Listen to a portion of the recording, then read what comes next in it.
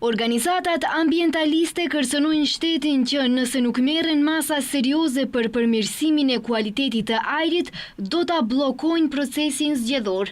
Përfaqësues të 14 organizatave qytetare realizuan takime me presidentin Stevo Pendarovskin. Ata shprehen se do të shkojnë der më der tek qytetarët për të kërkuar që të mos dalin të votojnë dhe se vetë institucionet shtetërore janë ata që i kanë detyruar të marrin një vendim të tillë.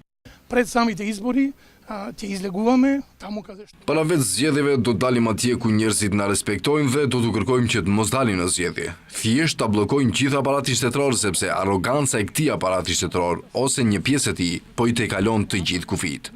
Kurse Igor Noveski, përfaqësues i organizatës Smog Alarm Shkup, thotë se i kanë kërkuar presidentit që nëse masat e propozuara nga qeveritarët nuk japin rezultate reale, të shpallet gjendje krize në gjithë territorin. Da se stavi aerozagaduanje. Sa më shpejt ajri ndotur të vendoset si pikë diskutimi në seancën e sigurisë dhe të trajtohet dhe klasifikohet si kërcënim i sigurisë, pra të trajtohet si çështje nacionale. Nëse nuk shihen rezultate reale, të shpallet gjendje krize dhe në një situatë të tillë presidenti ka ingerenca që ushtria të përfshihet dhe t'i ndihmojë policisë në përballjen me ajrin e ndotur. Ndërkaq kërkesa e Arjanit Xhaferit nga Eko Guerilla deri te presidenti Pendarovski ka qenë që të ndikojë në ndaljen e ndërtimit të hidrocentraleve në malin Sharr, pasi siç tha ai, rreth 70% e subvencioneve të vendit për energjinë e rinevueshme i shkojnë atyre, kurse kontributi i të njëjtave është më pak se 4% në prodhimin e energjisë.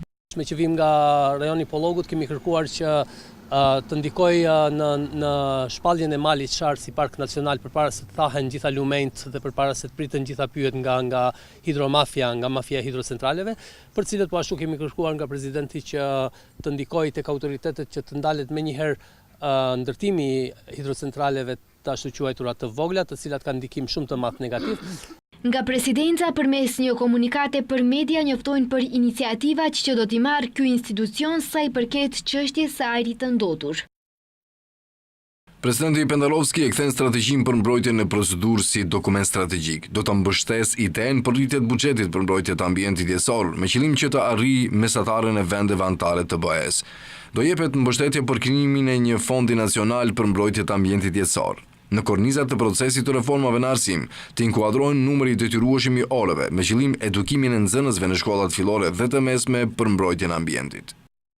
Mëtej njoftojnë se rreth kërkesës për angazhimin e ushtrisë në trajtimin e ajrit të ndotur përmes përfshirjes së patrullave dhe kujdestarive të natës, presidenti ka theksuar se rendi i brendshëm në shtet është kompetencë e policisë.